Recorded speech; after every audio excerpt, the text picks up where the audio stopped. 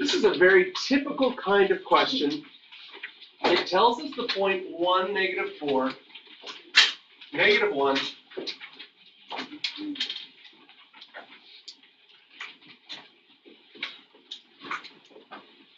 is a point on the terminal arm of an angle in standard position. So here's our angle in standard position.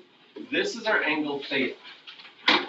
And every time we have an angle in standard position, it is going to be related to its reference angle.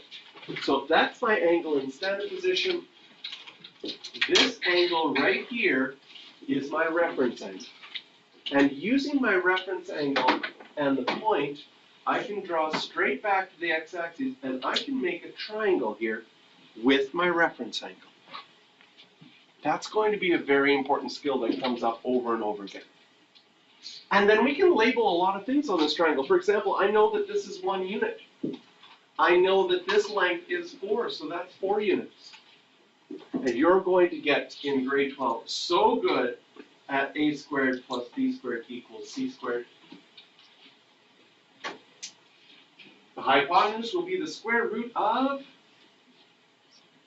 17, right? 4 squared is 16 plus 1 squared makes 17. And if you have that, we can now find the exact values. So exact means that it's going to probably be non-calculator question, and we don't round at all.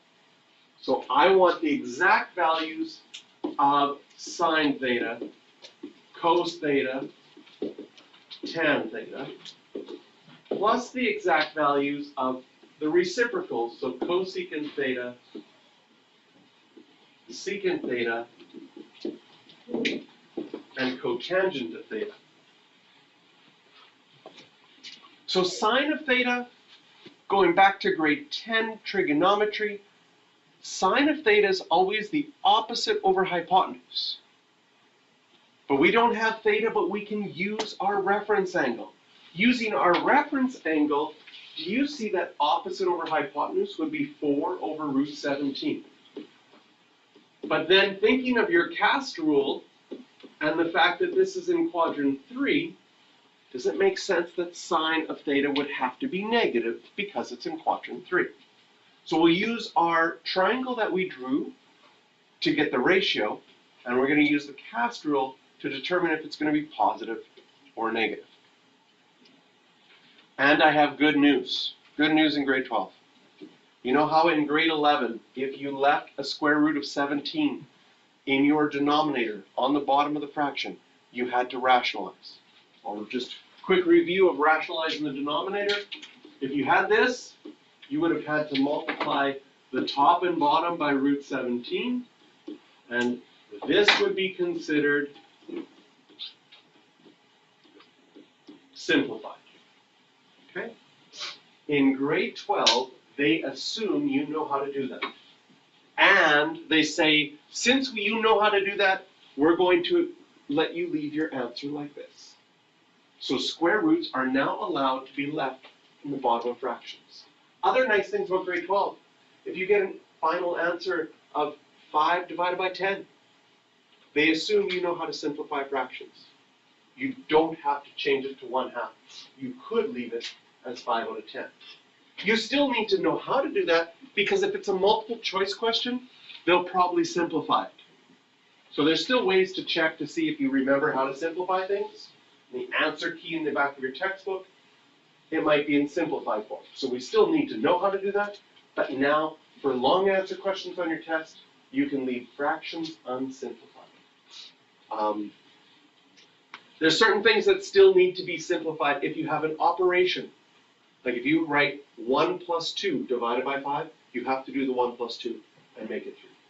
You still have to, but the simplification part of the square roots or reducing your fraction, that no longer has to be. And one of the reasons for that is because if this is sine,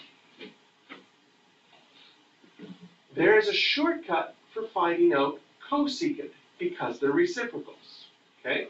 I'm going to show you the long way to do it, and then I want you to see if you can discover the shortcut right after.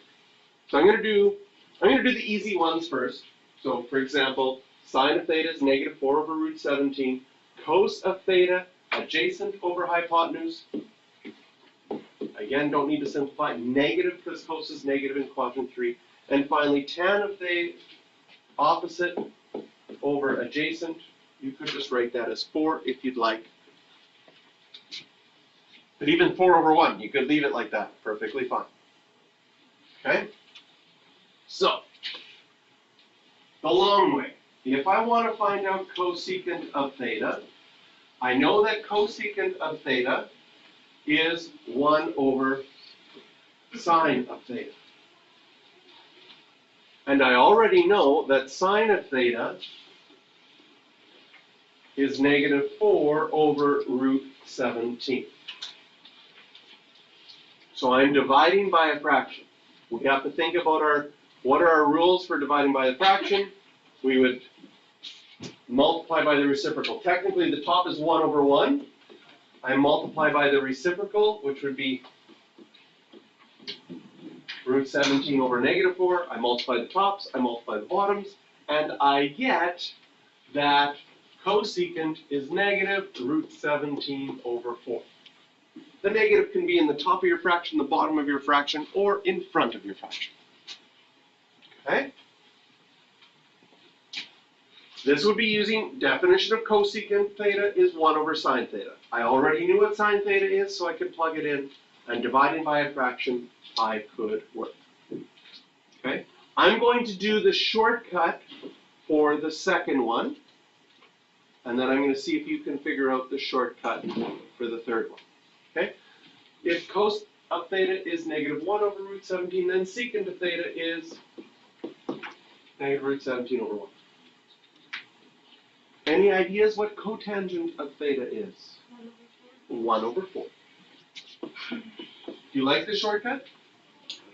So they're reciprocals of each other, meaning the ratio just gets flipped. Yes, If we write negative root 17, just like without the 1, it's perfectly okay? fine. Yes. I just really wanted to show you the shortcut, so I added the 1. Technically, normally, I would just write negative root 17 as well. Okay. So now we've done all 6 trig ratios, and these are called exact numbers because we kept the square root and we didn't simplify. Questions for practice on this one? Just question number 8 you can see.